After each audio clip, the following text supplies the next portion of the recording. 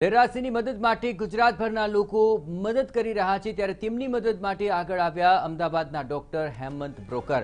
TV9 એ ધેરાસીની મદદ માટે appeal કરતો અહેવાલ ચલાવતા ડોક્ટરે TV9ના સ્ટુડિયો પર ફોન કર્યો અને TV9એ ડોક્ટર અને ધેરાના માતા પિતાનો સંપર્ક કરાવ્યો હતો। આપને કહીએ કે CG રોડ પર આવેલા લાલ બંગલોના માલિક એવા ડોક્ટર હેમંત બ્રોકરે બનાવેલા મશીનમાં બાળકના રોગના ઇલાજનો દાવો કરાયો છે। તેમણે કહ્યું કે મશીનના ઉપયોગથી 15 દિવસમાં ફરક દેખાઈ શકે છે। જ્યાં સુધી ઇન્જેક્શન ન મળે ત્યાં સુધી ધેરાસી મશીનથી સારવાર લઈ શકે છે। અગાઉ પણ કેટલાક અઘરા કેસમાં ડોક્ટર પાસેથી સારવાર લઈને અનેક લોકો સાજા થયાનો તેમણે દાવો કર્યો છે। રેડિયો ફ્રીક્વન્સી પર ચાલતું મશીન ડોક્ટરે બનાવ્યું છે। અસાધ્ય રોગ મળી 3500 રોગ દૂર કરવાની ફ્રીક્વન્સી સેટ કરેલી છે। સાથે ડોક્ટર દ્વારા લોકોને ધેરાસીને જરૂરી ઇન્જેક્શન માટે મદદ શરૂ રાખવા પણ અપીલ કરી છે।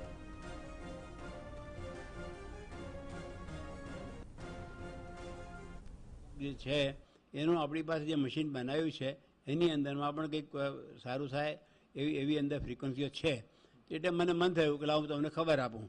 આ બધા જે બધા હેલ્પ કરાવવા આવ્યા છે એમાં હું પણ એક મને લાગે છે કે હું પણ એક હેલ્પફુલ થઈ શકું અને આ મશીન દ્વારા જો સારું થઈ શકે તો આપણે ટ્રાય કરવામાં વાંધો નથી। ભલે એમની જે કાર્યશીલતા તમારી જે ફંડ ભેગું કરવાની છે એ તમે જરૂરથી કરો, એમાં કંઈ વાંધો નથી, પણ સાથે સાથે આ ટ્રાય કરવામાં વાંધો નથી। ડૉક્ટર સાહેબે બી એમના બનતા પ્રયત્નોથી અમને જે મશીન છે એ ફ્રીમાં આપ્યું છે। આ જે મશીન છે એ સાહેબના કહેવા મુજબ ધૈર્યરાજને જે ઇન્જેક્શન ના આવે ત્યાં સુધી એની મસલ્સ વીક ના પડવા દે, એટલે કે જે અમે એને એક્સરસાઇઝ કરાવી રહ્યા છે અત્યારે એ એક્સરસાઇઝ કરાવવામાં મદદરૂપ નીવડે એવો સાહેબનો પ્રયત્ન છે અને બહુ સારો પ્રયત્ન છે સાહેબનો। અને સાહેબે આવો પ્રયત્ન કર્યો, પર્સનલી અમને મીડિયાના માધ્યમથી બોલાવી અને આ રીતે હેલ્પફુલ થવા માંગ્યા, તો હું ખૂબ ખૂબ આભારી છું સાહેબનો। ગોધરાના રાઠોડ પરિવારના ગંભીર બીમારીથી પીડાતા બાળક ધેરાસિંહને મદદ કરવા સરકારને રજૂઆત કરાઈ છે। ગોંડલના ભાજપના ધારાસભ્ય ગીતાબા જાડેજાએ CM રૂપાણીને પત્ર લખીને રજૂઆત કરી છે કે ધેરાસિંહ માટે રાઠોડ પરિવારને મુખ્યમંત્રી રાહત ફંડમાંથી સહાય આપવામાં આવે।